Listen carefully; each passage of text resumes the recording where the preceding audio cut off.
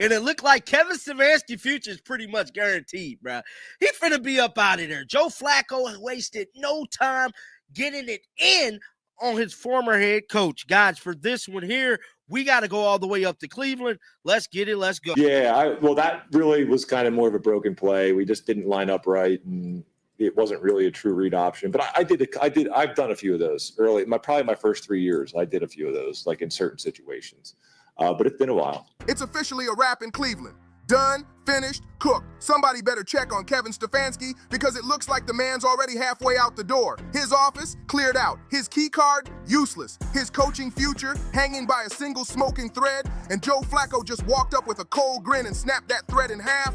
This right here is chaos in real time. Joe Flacco, the same dude the Browns tossed out like an old practice jersey, just flipped the entire AFC North upside down. The man they called washed, the man they shipped off for basically lunch money, he just showed the world what washed really looks like. Clean, polished, and torching defenses for fun. Flacco didn't just show up, he showed out. He led the Cincinnati Bengals to a jaw-dropping win over the Pittsburgh Steelers, and while that's wild enough, the real fireworks came after the final whistle, because this wasn't just about stats, it was revenge, pure and unfiltered. Forget the 200-plus yards, forget the 0 interceptions, forget the fact that the man looked like he just rolled back the clock to his Super Bowl prime. The story here isn't the scoreboard. It's what went down after the game, when Joe Flacco grabbed the mic and set the Cleveland Browns organization on fire with words hotter than any touchdown pass. This wasn't just a win, it was a message. Joe Flacco just dropped the coldest, most calculated interview of his entire career,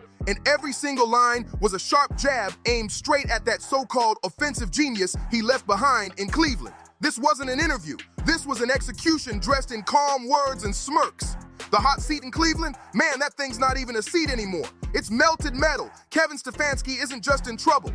He's finished. Fans are out here pulling receipts like investigators at a crime scene. Social media's blowing up with clips, quotes, and stats that go all the way back to when Stefanski first started selling the process.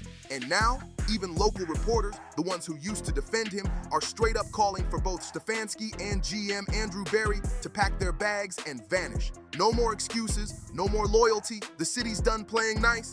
And to make it worse, the man they tossed aside, Joe Flacco, just confirmed everything we've been whispering about for months. He didn't need to say it directly, but you could hear it in every word. Cleveland's a mess, a sinking ship run by guys who don't know how to steer. We're breaking it all down. Every coded message, every side eye, every sneaky punchline that Flacco threw mid-interview. And when you hear how the Cleveland media reacted, oh, it's a total meltdown for the ages. This isn't just a comeback story, this is revenge served ice cold. But to really get it, you gotta start with the setup, the game itself, because this wasn't just football. The same team that Andrew Berry and Kevin Stefanski looked at and basically said, yeah, sure, take him. He's washed. He's no threat. They handed Joe Flacco over to the Cincinnati Bengals, a division rival, the same team they gotta face twice every season. The arrogance in that move, unreal. The incompetence, off the charts. And what does Flacco do the second he gets his shot? Oh, he doesn't just play, he puts on a show. This man didn't come out to just manage the game. He didn't dink, he didn't dunk, he detonated. He looked like he hopped straight out of 2012, dusted off his Super Bowl ring, and said, "Let me remind y'all who I am." Flacco was dropping absolute dimes like it was backyard football, reading defenses with ease, cool as ice, no panic, no mistakes. Joe Cool was back in full form. Over 200 yards through the air, not a single turnover, and leading clutch drives like he never missed a beat. As our boy John Liquidator said, he looked straight up MVP caliber. Legendary doesn't even cover it, and he did it against a Mike Tomlin coached Steelers defense, one of the toughest, meanest, most quarterback-hungry squads in the league. Flacco rolled in just 11 days after signing with Cincinnati and took the Steelers' lunch money on national TV. Meanwhile, the so-called offensive genius Kevin Stefanski, he was over in Cleveland, probably struggling to scrape together 10 points with that same playbook everyone's tired of seeing. The comparison was so harsh, so embarrassing, it left the entire fan base speechless, and that set the stage for the real main event, the post-game press conference. So, a reporter tosses Joe Flacco a simple question. How did your new coach, Zach Taylor, help you get up to speed so fast? Easy, right?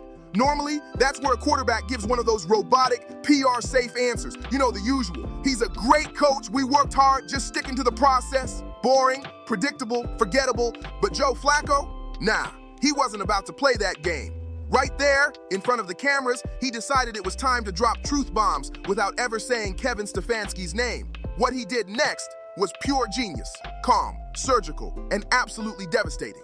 He said, I think the biggest thing is he's been patient, even when I wasn't hearing it right and wasn't calling it completely right. It wasn't like he was getting bothered by it. He worked with me and he was patient with me and he allowed me to just go play football. Now hold up, let's pause on that. It wasn't like he was getting bothered by it. He allowed me to just go play football. That's not just a quote, that's a message. A coded dog whistle fired straight at Stefanski's ego. This wasn't a compliment, it was a hit piece wrapped in politeness. Why would a Super Bowl MVP, a vet with nearly 2 decades in the league, feel the need to emphasize patience and freedom? Why stress that his new coach let him play? You only say that if your last coach didn't. And that's exactly what Flacco just told the world in the smoothest way possible. Kevin Stefanski was controlling, impatient, and flat out suffocating to work under. Joe Flacco didn't just drop hints. He flat out told the world that Kevin Stefanski gets bothered by his own players. He told us Stefanski doesn't let his quarterbacks breathe, doesn't let them just play football. This right here, this is the smoking gun. The confirmation of everything fans and analysts have been screaming about for years. Kevin Stefanski isn't coaching, he's controlling. The man's a micromanager to the core, so obsessed with his fancy, overcomplicated system that he strangles his own offense. He doesn't trust his players, he doesn't empower them, and he sure doesn't let veterans like Flacco make their own read. Dylan Gabriel has broken his silence about Joe Flacco being traded, and he has some things to talk about with Shedeur. And there's some more Cleveland Browns drama, dog. And in words of Coach Prime, we don't really care about the Cleveland Browns, but we do care about Shedeur. So we finna report on this whole situation. So we all know Joe Flacco got the boot of a lifetime, man. They got him the hell out of Dodge in Cleveland and sent him up the road to Cincinnati. Well, I guess what? I am here to tell you that Dylan Gabriel broke his silence about the matter, and he had a lot of stuff to say, man. Instead, he shoves them into his tiny, predictable box, and the second they color outside the lines, he loses it. Just picture it. Joe Flacco, a seasoned Super Bowl MVP, walking into the Browns facility, trying to run an offense with Stefanski breathing down his neck, getting irritated at every tiny misstep, treating him like some rookie straight out of college. The tension must have been unreal. And the arrogance, off the charts. Kevin Stefanski, a coach with 0 championship rings, acting like he knows more about quarterbacking than Joe Flacco, a guy who's literally been there, done that, and won it all. That's not leadership, that's ego on a power trip.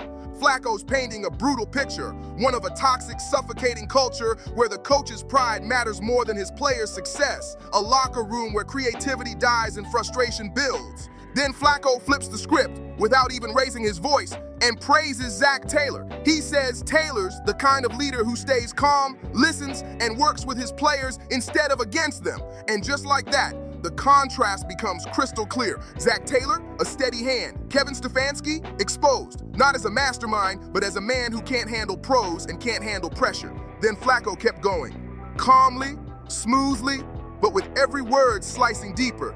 He said, you know, coaches that have done it like he has, they want to put all kinds of good stuff in there. And I think he's tried to fight that urge a little bit and then been patient with me. Boom! There it is again. Another direct hit wrapped in politeness. They want to put all kinds of good stuff in there.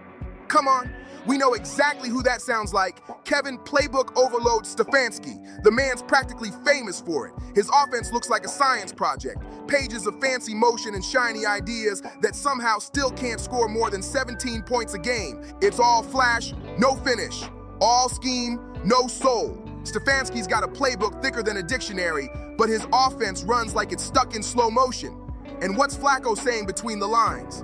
That Kevin's addicted to overcomplicating things, that he can't resist adding all kinds of good stuff, even when it makes no sense. Flacco's calling it out in the smoothest way possible, saying that Zach Taylor knows when to keep it simple, when to let his players shine without all the chaos. Taylor adapts to his roster, adjusts to what works. Stefanski, he forces his guys into a rigid, outdated system and then blames them when it crashes. That's the dagger. The unspoken truth fans have seen all season long. Cleveland doesn't have a talent problem. It's got a coaching ego problem. A head coach more obsessed with his playbook than his players. A coach who's impatient, uptight, and flat out restrictive.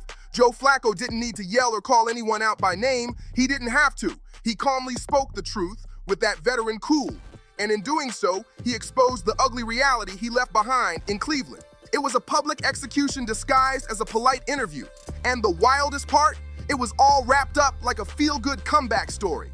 Flacco talked about how special this win felt. He mentioned his wife, his kids, his family. He said, "It felt like I might not have this feeling again, to be honest with you. So you know, it's pretty special." Now think about that for a second. Let it sink in. The Cleveland Browns, under Kevin Stefanski and Andrew Berry, almost broke a Super Bowl MVP. They made Joe Flacco believe his career was finished, that his best days were gone. They threw him on the scrap heap like a washed-up relic, told him he was done, and moved on like he never mattered. But in just 11 days, not even 2 full weeks, with a real coaching staff, with a head coach who trusted him, who gave him space to breathe and freedom to play football, Joe got it all back. The confidence, the rhythm, the joy. You could see it in every throw, every smile, every moment on that field. And in that moment, he proved what everyone's been whispering for months. The problem was never Joe Flacco. It was Kevin Stefanski. It was Andrew Berry. It was the Cleveland Browns organization from top to bottom. A franchise too proud to admit it's the system, not the player, that's broken. And now we hit the meltdown, the receipts, the explosion, the aftermath. Because after this game, the Cleveland media didn't just get mad, they went nuclear. It was a full-on detonation of rage, live on air. Reporters, radio hosts, fans, everyone snapping. And at the center of it all, the men running this sinking ship, Andrew Berry and Kevin Stefanski. You could hear the fury in every broadcast. Cleveland's own Tony Rizzo went off. No filter, no hesitation. And what he said was pure fire. He didn't even start with Stefanski. He went straight for the top, right at GM Andrew Berry, the man who made the deal. Rizzo's voice was shaking as he shouted, "How could you do that, Andrew? How could you do it? Why on earth did you trade this guy to a division rival for a 5th-round draft pick? Fireable offense. That is a fireable offense." And he's right. That's not just a bad move, that's gross negligence. That's organizational malpractice at the highest level. You don't help your rivals. You don't hand an MVP caliber veteran quarterback to a team you have to play twice a year, not unless you've completely lost touch with reality.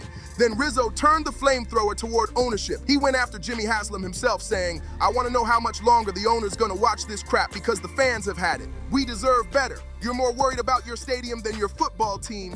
That's brutal and accurate. He's calling out the man at the very top, accusing him of caring more about shiny construction projects than the broken product on the field. The frustration's not just simmering anymore, it's boiling over. And then came the knockout line, the one that hit like a hammer and summed up the entire Kevin Stefanski-Andrew Berry era in one sentence. "Your GM screwed this quarterback thing up like I've never seen in my life. I've never seen anything like this. And honestly, neither has Cleveland." Tony Rizzo wasn't exaggerating when he said it. Kids who play Madden could have done a better job. Let that sink in. A grown man on live radio saying a 12-year-old with a controller could have managed the Browns better. And he's not wrong. Because seriously, any kid who's ever touched a PlayStation knows this one basic rule. You don't trade your only reliable backup quarterback to your division rival for a 5th-round pick. That's not just bad business, that's straight-up football suicide. This franchise has turned into a walking punchline. As Liquidator put it best, the Browns are only relevant because of their players, not their leadership. And he nailed it. The players grind. You said, Okay. my only concern, or what I believe is, it's really kind of going to come down to, because when you have a quarterback in, decisions are being made, Yeah. not always just off the best thing for the team. No. It's almost like if them calls are coming from up top, and Stefanski and that seat is getting hot, and then that crowd is getting loud, we could see Shedeur sooner than the bye week. Okay. The best thing for him would be after the bye week because I want it to be fair. Create something for him where now he has all of this time because he's not going to leave and go. So he's going to be in that building because he's a football head. That's who he is. Yeah. The front office fumbles. And once Rizzo said it, the rest of the panel pounced. Everyone started piling on, tearing into the decision like vultures on a carcass. One host said, "We all thought Joe Flacco was done. Washed. Finished." But then he goes out, lights up the Steelers, and suddenly everyone realizes Mike Tomlin wasn't mad about losing that game. He was mad that the Browns handed the Bengals a live weapon. Think about that. The opposing coach was furious at Cleveland for being that dumb. He couldn't believe his luck. Tomlin knew Flacco still had gas in the tank. The whole league knew it. The only two people who didn't? Kevin Stefanski and Andrew Berry, the geniuses running the show. Now that's the story blasting across every talk show and sports feed. The smartest guys in the room just became the biggest clowns in the league. The media's laughing, the fans are raging, and the entire NFL's pointing at Cleveland saying, how do you mess up this bad? And that right there, that's the legacy of this front office. A regime that got so high off its own genius, so lost in its analytics and fancy play charts that it completely forgot the most basic rule in football. Don't give good players to your enemy. They thought they were playing 4D chess, but they were really just tripping over their own egos. Now Kevin Stefanski's the one left holding the bag, and it's a heavy one. The media's already saying it loud and clear. Stefanski's got some serious explaining to do. He's supposed to be the offensive genius, right? So why does his offense look like a dumpster fire every Sunday while Zach Taylor's new playbook with Joe Flacco looks smooth, confident, and deadly in less than 2 weeks? It's obvious now, the problem's not the players, it's not the injuries, it's not bad luck, it's the coach. It's always been the coach. And then there's Andrew Berry, the so-called architect of this mess, the GM who made the trade and vanished like a ghost. The media's roasting him for it, calling him out for hiding when things got ugly. One reporter said, I've never heard of a GM being completely inaccessible after trading a Week 1 starting quarterback. That's not just bad optics, that's cowardice. Pure, unfiltered, front office cowardice. The man made the worst trade of the entire NFL season. A straight-up fireable offense, and now he's apparently ducking the spotlight, pretending it'll all blow over. Meanwhile, the city's burning down around him.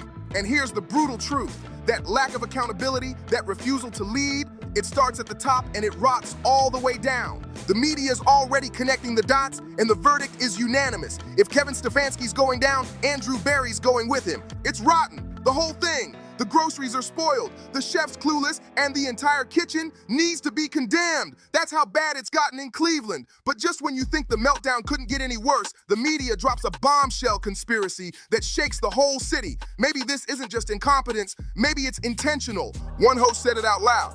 And you know what? It might be rotten by design. Let that sit for a second. Rotten by design. They're suggesting this isn't an accident, it's a plan. That maybe, just maybe, winning doesn't matter to this organization right now. That the Browns might actually be tanking on purpose. Think about how wild that sounds. And yet, when you look at the moves, it suddenly makes sense. What if trading Joe Flacco wasn't just a dumb move, but part of a bigger strategy? What if they shipped him out because they knew he could win them games that would ruin their rebuild plans? So they used him as the scapegoat, pushed him out of town to keep the losses piling up. But here's where it all blew up in their faces. They sent him to a division rival. They didn't just trade him away.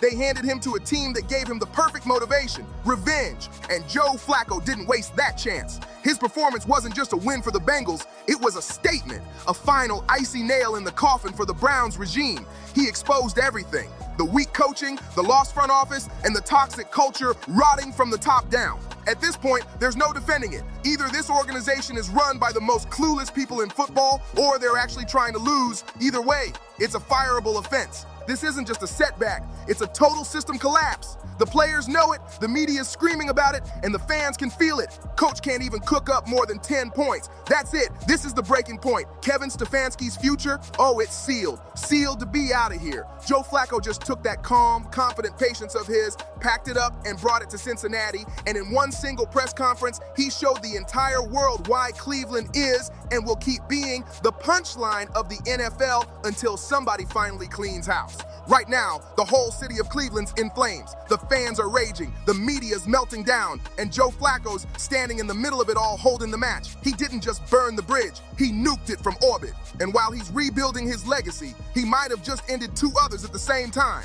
This isn't just a football story anymore. It's a full-blown expose of everything wrong with the Browns. The fake offensive genius, the clueless GM, the broken culture. Flacco called them all out without even raising his voice. It's chaos, it's poetic, and it's personal. And that's what makes it so wild. This man didn't need drama or trash talk. He just spoke facts, calmly and clearly, and the truth hit harder than any touchdown he's thrown all year. Cleveland wanted him gone, but now they're the ones who look lost without him. So now I gotta ask, was this the most savage-coded press conference you've ever seen? Do you think Joe Flacco just exposed Kevin Stefanski as an impatient micromanager who refused to let him play free?